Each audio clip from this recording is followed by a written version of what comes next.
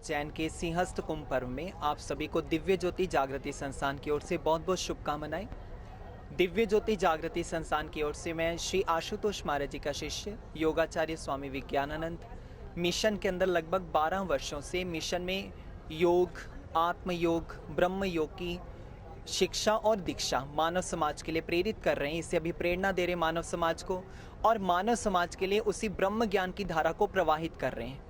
दिव्य ज्योति जागृति संस्थान का लक्ष्य और उद्देश्य, जिससे हमने सर्वश्री आशुतोष महाराज जी की कृपा के द्वारा उस दिव्य ज्ञान को प्राप्त किया और अपने जीवन को मानवता के कल्याण के लिए ये एक यात्रा है from self awakening to global peace. और इसी तथ्य की शिलापट पर यहाँ पर ये कार्यक्रम का आयोजन किया गया है और यहाँ पर हमारी सेवा है विलक्षण योग चिकित्सा शिविर, जो कि दिव्य ज्योति जागृति संस्थान के प्रांगण में नित्य प्रति जब से ये महाकुंभ सिंहस्थ पर्व अवंतिका की इस पावन धरती के ऊपर शुरू हुआ है, तब से लेकर ये पूरा मास, ये ज्ञान की गंगा, योग की गंगा जो हमारे भारतीयों की देन है, मनीषियों की देन है, इस धरा पर प्रवाहित हो रही है। और मिशन के अंदर मैं इसी विलक्षण योग चिकित्सा शिविर की सेवा को संभाल रहा हूँ। आधुनिक जीवन शैली के अंदर जहाँ पर भौतिकतावाद की संधि दौड़ में materialism is the first religion for human being. आज का मनुष्य इतना मेटीरियलिस्टिक हो चुका है कि उसके पास धन है, वैभव है, संपदा है, एवरीथिंग, उसके पास सब कुछ है, परंतु उसके पास मानसिक शांति नहीं है। और उसी मानसिक शांति की खोज आज का इंसान बाहर कर रहा है, भौतिकतावाद की अंधी दौड़ में कर रहा है। और उसकी ये मानसिक शांति के लिए किए गए उपाय बिल्कुल वैसे हैं जैसे एक मकड़ी जाला बुनती है और अंत में उसी जाले के अंदर आकर अपने प्राणों का परित्याग कर देती है। दिव्य ज्योति जागृति संस्थान की ओर से योग जो है ये भारतीय योग दर्शन का विषय है और योग का क्षेत्र इतना विशाल है, इतना विशाल है।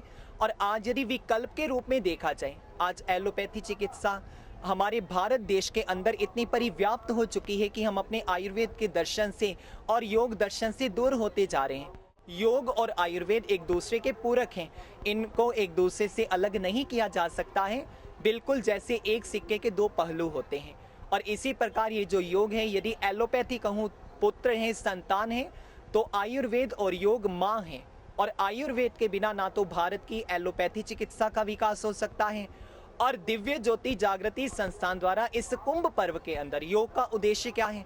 यदि कुंभ पर्व के अनुसार हम योग को ले तो ये बड़ा अच्छा समन्वय स्थापित कर देता है। कुंभ, ये घड़ा भी कुंभ का ही प्रतीक है। कुंभ को, शरीर को कुंभ कहा गया और इसके अंदर आज रोगाणुओं का, रोगों का इतना विष घर कर चुका है। आज यदि इसके अंदर अमृत डालना है तो हमें योग रूपी अमृत के द्वारा, आयुर्वेद रूपी अमृत के द्वारा अपनी प्रतिभा का विकास करना होगा। और इसी मंगल कामना के साथ कि आज जनमानस योग से जुड़े, भारतीय योग दर्शन से जुड़े। और आज हमारे भारत देश के अंदर ऐसी ऐसी बीमारियां घर करती जा रही हैं। यदि हम डायबिटीज की बात करें तो आज मधुमेह की राजधानी भारत को स्वीकार कर लिया गया है और भारत के अंदर करोड़ों की तादाद में लोग मधुमेह से पीड़ित हैं।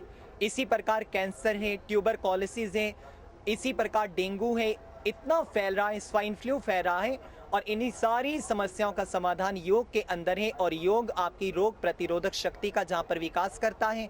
और इसी के साथ साथ योग के अंदर ऐसी शक्ति है, योग केवल बीमारों के लिए नहीं बना है, ये मानव की अवधारणा है, शायद बीमार लोगों के लिए योग बना है। और आज पाश्चात्य संस्कृति के रंग में रंगकर लोग जिम ज्वाइन करते हैं, जबकि योग तो बना है, योग का एक उद्देश्य है स्वास्थ्य स्वास्थ्य रक्षणम आतुरस्य प्रशमनम च, यानी कि स्वस्थ व्यक्ति के स्वास्थ्य की रक्षा करना और आतुर व्यक्ति के, यानी कि जो रुग्ण व्यक्ति है, बीमार व्यक्ति है, उसको ठीक करना, ये योग का उद्देश्य है। और यदि इस योग की पद्धति को हम अपनाते हैं तो हमारे जीवन शक्ति का विकास होता है।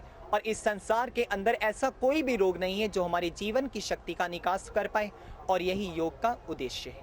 हमारे भारत देश के वासी अवश्य इस योग से जुड़ें, पद्धति से जुड़ें, भारतीय योग दर्शन से जुड़ें, यही हमारी मंगल कामना है।